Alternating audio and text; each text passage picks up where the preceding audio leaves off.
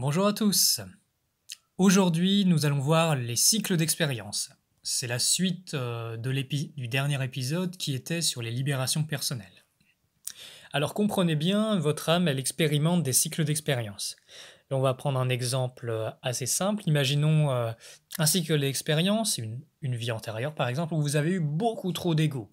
Je précise un ego altéré, hein.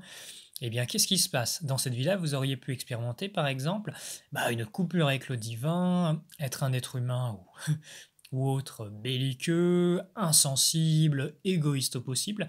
Donc ça, c'est une facette de l'expérience. Qu'est-ce qui se passe quand on expérimente un extrême? Hop là.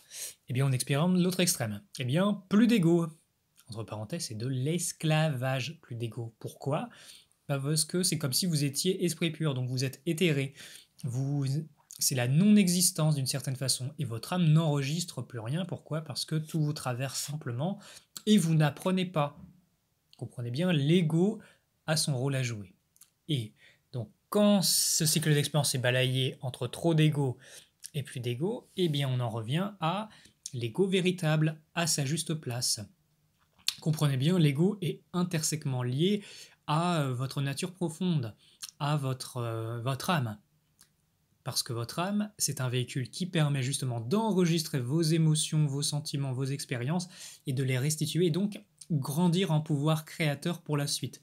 Ce sont des trésors de sagesse inestimables. Et qui dit âme dit une pensée, qui dit une pensée dit un ego. Donc c'est pour cela que les êtres qui cherchent à se libérer de l'ego, ça ne marche pas. Pourquoi? Parce qu'il y a toujours ce qu'on appelle en Inde un leshavidya. Leshavidya, c'est ce qui reste quand l'ego a été détruit. Sauf que l'ego est fait justement pour devenir parfait comme Dieu est parfait. Voilà. Avec des qualités divines manifestées à leur juste place. Vous voyez, et là ça donne un Christ, quelqu'un qui a manifesté pleinement le principe divin en lui. Christ signifiant Dieu, homme, Dieu. Donc voilà, qui dit manifester l'être divin, manifester des qualités de bonté, de compassion, d'amour, de fraternité, et j'en passe, et des bien plus grandes. Donc voilà, ça peut donner un petit éclaircissement justement sur l'ego et sur les cycles d'expérience. Alors là, c'est juste un exemple, mais comprenez, il peut y en avoir des tas et des tas. Et la chose très importante, c'est que quand votre âme comprend à boucler son cycle d'expérience et revient à l'équilibre, c'est un trésor de sagesse acquis pour l'éternité.